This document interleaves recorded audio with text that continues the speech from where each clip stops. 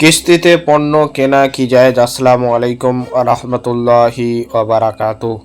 আমার একটি প্রশ্নটি হলো, আমি যদি এমআইতে একটি 4 চাকা গাড়ি কিনে থাকি এবং আমি সমাজে ইমামের জায়গাতেও দাঁড়ানোর যোগ্যতা রাখি, তাহলে কি আমার ইমামতি করা বা নামাজ পড়ানো জায়েজ হবে কি?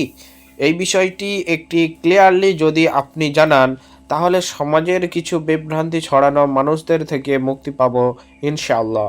এবং তার সাথে সাথে এটাও একটু আপনি আমাকে জানিয়ে দেবেন যে এমআইতে গাড়ি কেনা আমার জায়েজ হবে কিনা, যেহেতু একটি 4 চাকা গাড়ি ক্যাশ টাকায় কেনার ক্ষমতা আমার নেই, তার জন্য আমি এমআইতে নিতে চাই।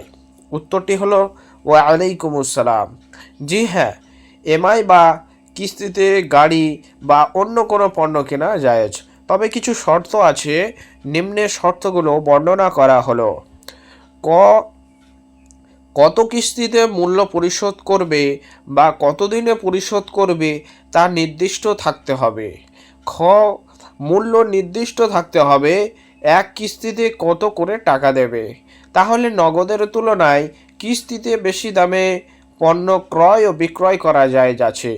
যদি কতদিনে বা কত কিস্তিতে মূল্য পরিশোধ করবে নির্দিষ্ট না থাকে, কিংবা নির্দিষ্ট কিস্তি পরিশোধ না করতে পারলে দাম বৃদ্ধি করার শর্ত থাকে, তাহলে উক্ত ক্রয় বিক্রয় বৈধ হবে না।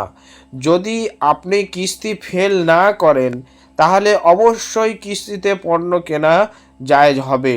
যখন জায়েজ হবে, তখন আপনার পিছনে নামাজ পড়তে কোনো অসুবিধা নেই। তো এটা সবই বর্ণনা দেওয়া আছে।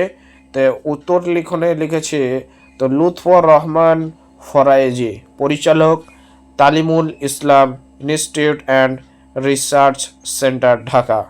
উস্তাজুল ইফতা, জামিয়া কাসিমুল উলুম, সালেহপুর, আমিনবাজার, ঢাকা।